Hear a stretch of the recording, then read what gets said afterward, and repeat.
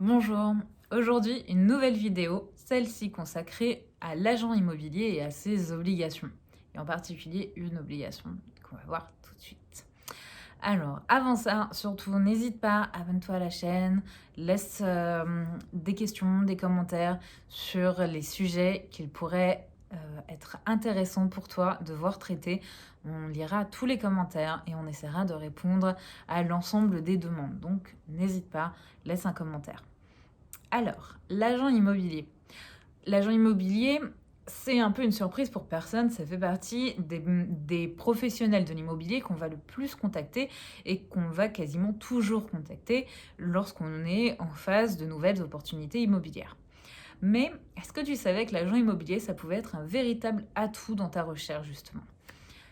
Effectivement, pour ceux qui le savent, je suis en train de parler notamment de son devoir de conseil. En réalité, l'agent n'est pas juste là pour représenter le vendeur et te mettre des annonces sous les yeux et te faire des visites. Il a un véritable devoir de conseil, d'accompagnement et d'information. En réalité, il va devoir s'assurer que la vente peut se faire. Donc avant même de mettre un bien, de proposer un bien à l'agence, à la vente, il doit s'assurer que toutes les conditions sont réunies pour que s'il trouve un acheteur, la vente pourra réellement se réaliser.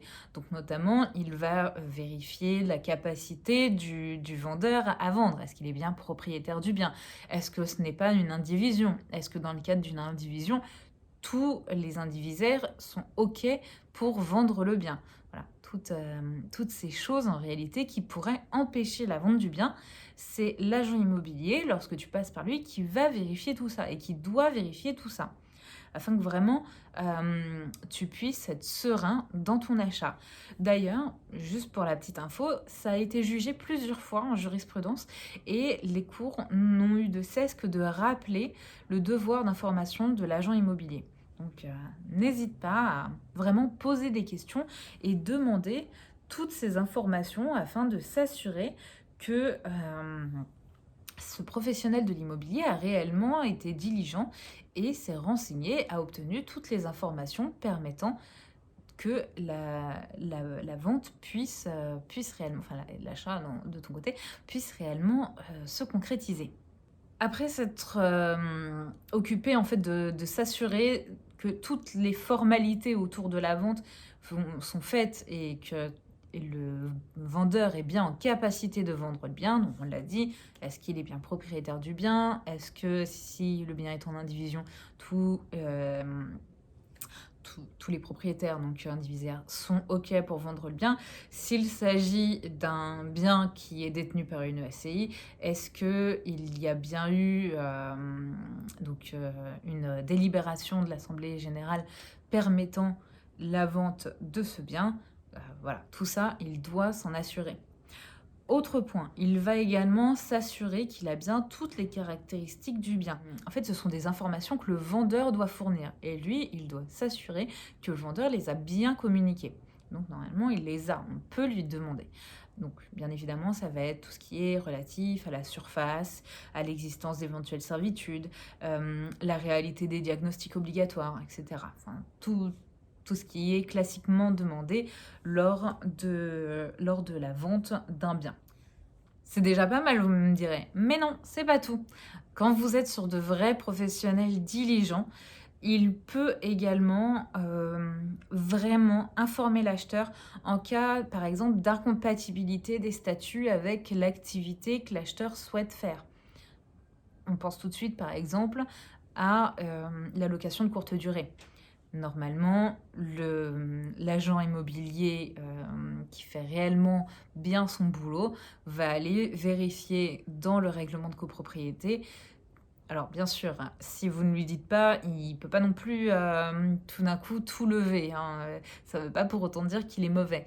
Par contre, si vous lui en parlez, si vous lui dites « Ah bah tiens, j'aurais bien ce bien pour faire ce type d'activité », Après, bon, ça dépend des relations que vous entretenez avec vos agents immobiliers, mais il va aller se renseigner, il doit aller regarder le règlement de copropriété pour regarder si cette activité n'est pas interdite par le règlement de copropriété.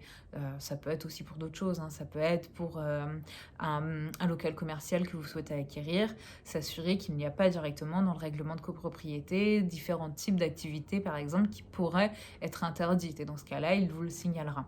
Voilà, c'est tout un tas de vérifications comme ça qui sont en réalité à lui de s'informer. C'est pour ça que c'est important. Il ne doit pas seulement vous informer avec les informations qu'il a, il doit vraiment s'informer pour pouvoir vous informer. J'espère que la phrase qui est un petit peu tournée bizarrement est suffisamment claire. Il doit vraiment se mettre en ordre de marche pour prendre et aller chercher toutes les informations dont vous allez avoir besoin en tant qu'acquéreur pour pouvoir réellement vous positionner et acheter ce bien. Donc ça, c'est vraiment à lui de le faire. Et si besoin, s'il n'a pas les informations, par exemple pour des diagnostics, c'est à lui de se mettre également en relation avec les tiers pour pouvoir obtenir les informations qu'il serait nécessaire d'obtenir. Il faut savoir quand même qu'en fait, à défaut de faire tout cela, parce que on parle plutôt là de professionnels diligents, d'un peu d'agents immobiliers plus, mais en réalité, malheureusement, c'est devenu des agents immobiliers plus. C'est surtout parce qu'il y en a pas mal qui, malheureusement, tirent un peu la profession vers le bas. Normalement, tous les professionnels agents immobiliers font ces recherches. Et d'ailleurs, c'est parce qu'ils engagent leur propre responsabilité civile s'ils ne le font pas. Donc, n'hésitez pas, posez des questions, demandez ces différentes informations. En même temps, comme ça, vous vous assurerez du sérieux de votre agent immobilier et vous verrez que ça pourra également être intéressant dans une autre vidéo. Nous parlerons du compromis et de savoir s'il vaut mieux signer le compromis, enfin la promesse d'achat à de vente, chez votre agent immobilier ou chez le notaire. Et ça, vous verrez déjà là, on a quelques indices un petit peu du sérieux de l'agent immobilier dans la réponse qu'il fournit à l'ensemble de ces questions.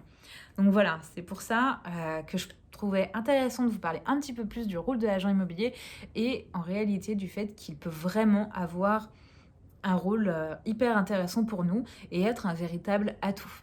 J'espère que cette vidéo t'a plu. N'hésite pas à mettre un petit pouce bleu si c'est le cas. Alors, je sais plus s'il est bleu d'ailleurs ce pouce, mais bon, n'hésite pas à faire marque de ta satisfaction dans les informations qui ont été données dans cette vidéo. Ça va m'encourager et te permettre d'obtenir donc de nouveaux contenus, de nouvelles vidéos. Si tu as des points, bien évidemment, que tu souhaites voir traités, mets des commentaires, pose tes questions et on essaiera d'y répondre au mieux. À très vite!